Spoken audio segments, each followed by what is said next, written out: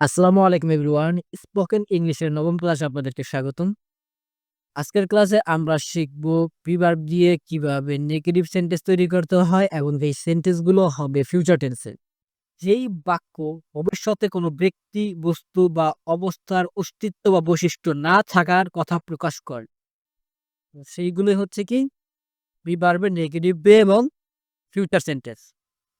আর এই ধরনের বাক্য তৈরি করা হয় উইল নট বি বা এর কন্ট্রাকশন হচ্ছে ওন্ট বি।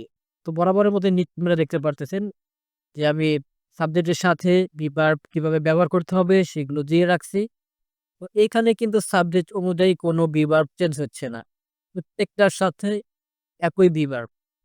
তো প্র্যাকটিস বরাবরের মতো আগের মতোই করবেন ঠিক এইভাবে।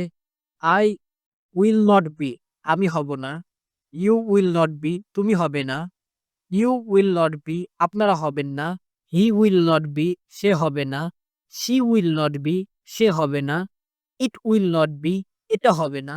We will not be আমরা হব না। They will not be তারা হবে না। যখন আপনাদের এইভাবে প্রত্যেকটা ফ্লুয়েন্সি চলে আসবে, তারপরে আপনারা কন্ট্রাকশন গুলো পড়ে ফেলবেন। তো এইগুলা কিভাবে করবেন? ঠিক এভাবে পড়তে পারেন। I will not be, I want to be, you will not be, you want to be, he will not be, he want to be কন্ট্রাকশনটার প্রনাউন্সিয়েশন হবে won't be, won't be, will not be, won't be. তো আপনারা এইভাবে practice করে ফেলবেন। যখন এইভাবে practice করে ফেলবেন, তারপর আপনারা চলে যাবেন হচ্ছে এক্সাম্পল সেন্টেন্সে।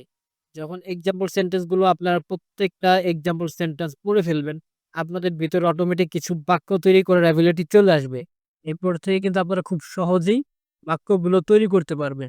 ফিউচার টেন্সে কিভাবে আপনারা প্রিভার্ব ব্যবহার করে নেগেটিভ বাক্য তৈরি করবেন, সেটাই আজকের ক্লাস আপনাদেরকে দেখালাম। তো আপনারা যদি একটা জিনিস লক্ষ্য করেন, এই ফিউচার টেন্সের নেগেটিভ বাক্যের অর্থগুলো কি হয়? আমি আপনাদেরকে একটা পড়ে দেখাচ্ছি। I will not be at home আমি বাসায় থাকবো না। তাহলে will not be তার মানে হচ্ছে থাকবো না, করবো না এরকম আরকি বোঝায়। তো I will not be tired আমি ক্লান্ত হব না। I will not be a doctor আমি ডক্টর হব না। প্রত্যেকটা বিষয়ের কিন্তু শেষে আপনারা দেখতে পাচ্ছেন হব না।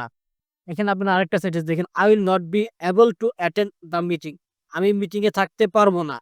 যে ভবিষ্যতে কোনো কিছু একটা পারবেন না, হবে না, হব না এরকম কিছু বুঝাতে সাবজেক্টের সাথে will not be ব্যবহার করা হয়। আপনারা এইভাবে প্রত্যেকটা জিনিস যখন প্র্যাকটিস করে ফেলবেন আশা করি আপনাদের ভিতরে আইডিয়া চলে আসবে কখন কিভাবে বাক্য তৈরি করতে হবে। তো সবার সুস্থতা কামনা করে আজকের মতো আমরা ভিডিওটি শেষ করছি। সবাই ভালো থাকবেন, সুস্থ থাকবেন। আল্লাহ হাফেজ।